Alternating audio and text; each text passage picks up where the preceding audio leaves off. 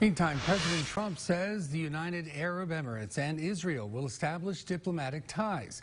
The announcement in a tweet, the president calling it a historic peace agreement between our two great friends.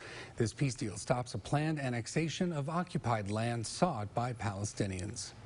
Can the U.S. Postal Service handle mail-in voting? President Trump has repeatedly blasted the service and questioned if problems would arise during the upcoming election. Kristen Holmes reports.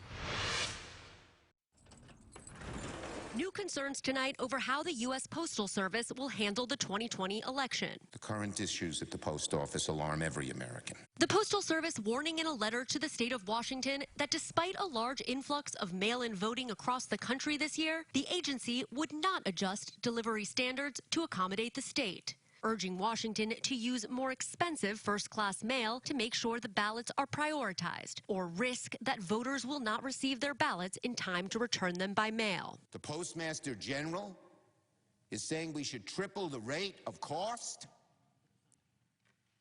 to vote by mail? What a despicable derogation of democracy.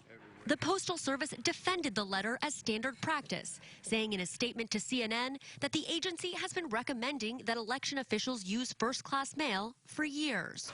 But with more voters expected to vote by mail this year, that could be expensive, while desperately needed federal funding remains out of reach, with stimulus talks stalled on Capitol Hill.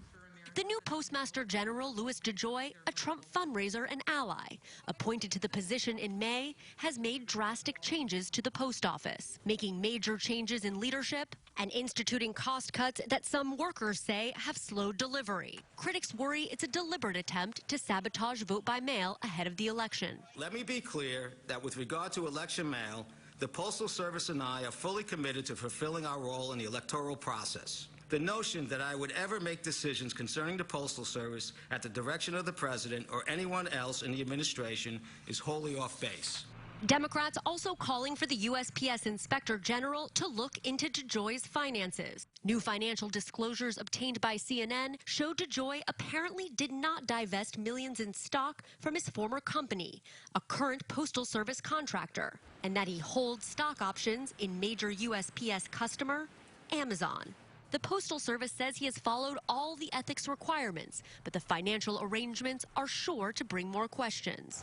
Mail-in voting, now a political flashpoint. This is a thing that will be a disaster like never before. With President Trump trying to thread the needle, arguing mail-in voting is a problem, but absentee voting is okay, despite little difference. The president has no authority over state voting methods, but says he's okay with absentee voting in key swing states like Florida, Arizona, and now North Carolina. In North Carolina, you can request absentee ballots right now. Absentee ballots are great because you have to go and request them. They want to flood the market with ballots, and that's a disgrace. But absentee ballots are great.